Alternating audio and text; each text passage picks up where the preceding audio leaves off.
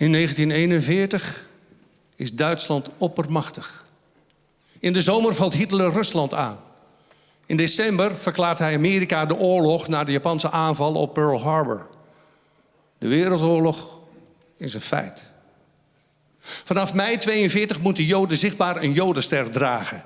Zwembad, park, horeca, bibliotheek, overal een hangborden voor Joden verboden.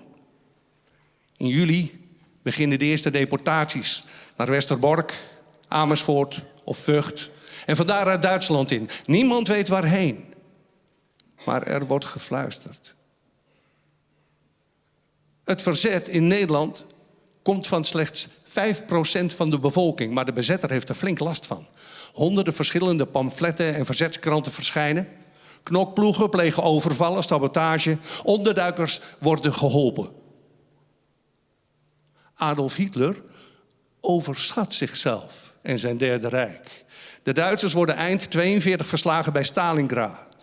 In 43 worden ze verdreven uit Noord-Afrika en landen de geallieerden op de kust van Sicilië voor de invasie van Italië, Duitslands bondgenoot.